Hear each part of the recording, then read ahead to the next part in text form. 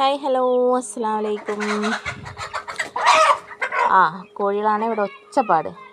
അപ്പോൾ ഞാൻ എന്താ ഇവിടെ പുറത്ത് നിന്നിങ്ങനെ വോയിസ് ഓവർ കൊടുക്കുന്നത് കേട്ടോ. അപ്പോൾ വീഡിയോ ജസ്റ്റ് അവിടെ നിന്ന് പിടിച്ചതേ ഉള്ളൂ, വോയിസ് ഓവർ കൊടുത്തില്ലായിരുന്നു. അപ്പോൾ ഞാനിത് വയനാട്ടിലുള്ളത് കേട്ടോ. എൻ്റെ അനിയത്തിൻ്റെ വീട്ടിൽ ചെറിയൊരു നോമ്പ് തുറ. അപ്പോൾ ഉച്ചയൊക്കെ ആയപ്പോഴേക്കാണ് അവിടെ എത്തി കേട്ടോ. അപ്പോൾ ഇവിടുത്തെ ഒരു കാലാവസ്ഥേനെക്കാട്ടിലും നല്ലൊരു അടിപൊളി കാലാവസ്ഥയാണ് അവിടെ. ഭയങ്കര ചൂടൊന്നുമില്ലെങ്കിൽ നമുക്ക് പുറത്തിറങ്ങിയൊക്കെ നിൽക്കാം. അപ്പോൾ ഇതാ ചക്കയൊക്കെ അങ്ങനെ കണ്ടില്ലേ, പ്ലാവുമ്മലിങ്ങനെ വരിയായിട്ട് നിൽക്കുന്നുണ്ട്. അപ്പോൾ ഞാൻ വിചാരിച്ചു ജസ്റ്റ് അതൊക്കെ ഒന്ന് വീഡിയോയിൽ ഉൾപ്പെടുത്താമെന്ന്.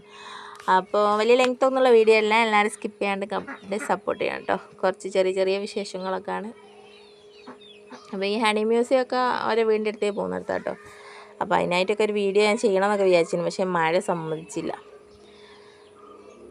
ഞാൻ ഉച്ചയൊക്കെ ആയപ്പോഴാണ് അവിടേക്ക് എത്തി കേട്ടോ. പക്ഷേ എത്തിയപ്പോൾ തന്നെ അവിടെ പരിപാടികളൊക്കെ തുടങ്ങിയിട്ടുണ്ട്. എല്ലാവരും കുക്കിങ്ങിലൊക്കെ സ്റ്റാർട്ട് ചെയ്തിട്ടുണ്ട്. അപ്പോൾ ഞാനിന്ന് എൻ്റെ ചോട്ടാസുകളോട് ആത്ത് കുത്തിരിക്കും, ഞാൻ പുറത്ത് വന്നിട്ട് ഇതിൽ വോയിസ് എടുക്കട്ടെ എന്ന് പറഞ്ഞാൽ ഞാൻ ഇങ്ങോട്ട് പോകുന്ന കേട്ടോ. അപ്പോൾ പുറകെ തന്നെ അവർ വന്ന്, അപ്പോൾ ഓരോരോ ഒച്ചപ്പാടുണ്ടാവും. പിന്നെ എൻ്റെ താറാവ് കോഴിയൊക്കെ എല്ലാം ജഗബുഗായിട്ട് ഒച്ചപ്പാടുണ്ട് കേട്ടോ. അപ്പോൾ കുഞ്ഞ് എന്താ പറയുക, വലിയ വിശേഷങ്ങളൊന്നുമില്ല.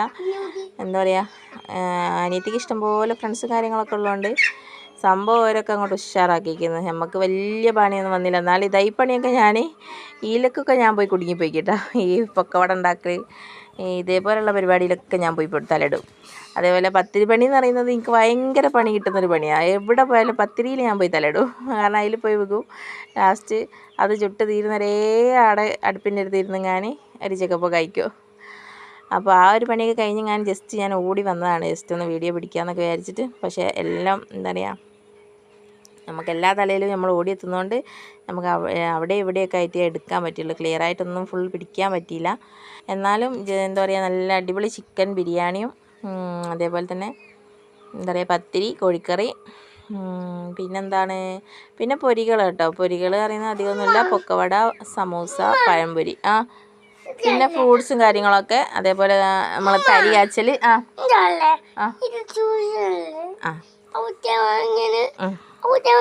ആയിക്കോട്ടെ. തരി പിന്നെ എന്താ പറയാ, ജ്യൂസിലിപ്പോൾ എന്താണ് വത്തക്ക ജ്യൂസ് അടിച്ചതോ.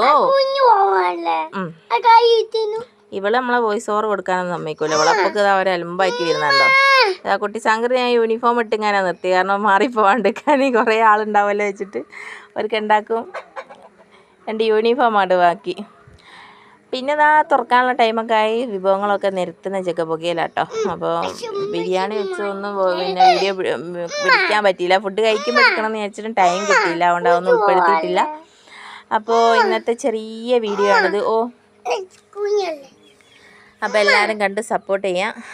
അതേപോലെ വീഡിയോ സ്കിപ്പ് ചെയ്യാണ്ട് ഫുള്ള് കാണണം കേട്ടോ.